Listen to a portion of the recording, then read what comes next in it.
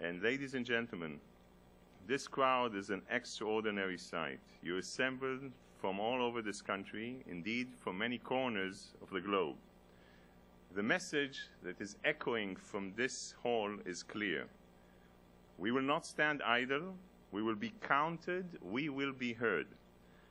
I'm really honored to open today's conference. Many distinguished leaders have gathered here. They will have important insights to share later.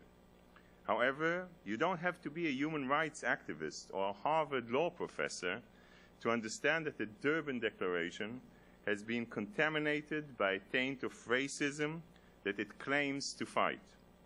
Time and again, this declaration and its conference have been as vehicles to advance prejudice.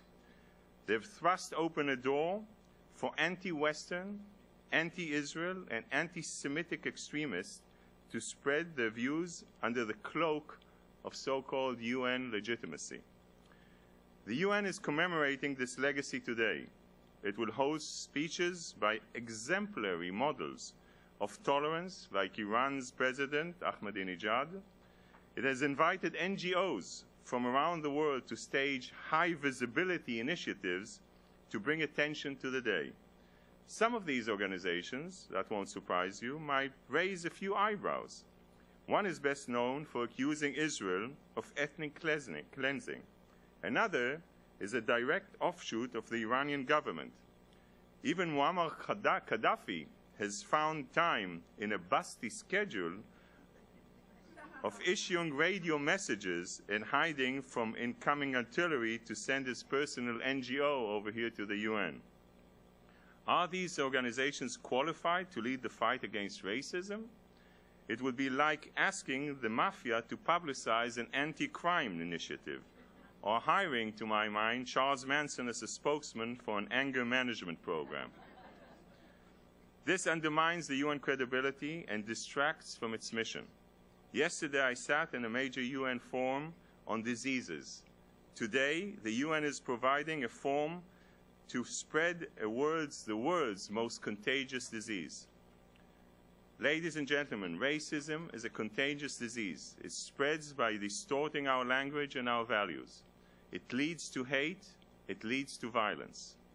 As the Middle East's only free and open society, Israel wants to be a partner in any legitimate effort to fight racism. The Jewish people have always been at the forefront of this cause, and many around in this room have been on the forefront of this cause. We cannot and we will not ignore such a willful misuse and abuse of the United Nations. Many of the world's free nations are joining Israel in refusing to give legitimacy to this year's Durban's commemoration. 14 nations are boycotting the event outright. This is, to my mind, a powerful message, and a powerful message that has been successful due to a lot of work of many people in this room and outside this room. Yet the asterisk now affixed to today's meeting is not enough. The dangers posed by the Durban Declaration remain clear. As Churchill once said, a lie gets halfway around the world before the truth has a chance to get its pants on. Today we make it clear, very clear, that the truth will not be submerged. Today, in the face of hate and prejudice, we speak for understanding and we speak for tolerance.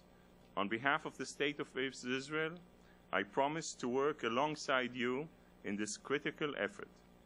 Ladies and gentlemen, the task before us is clear.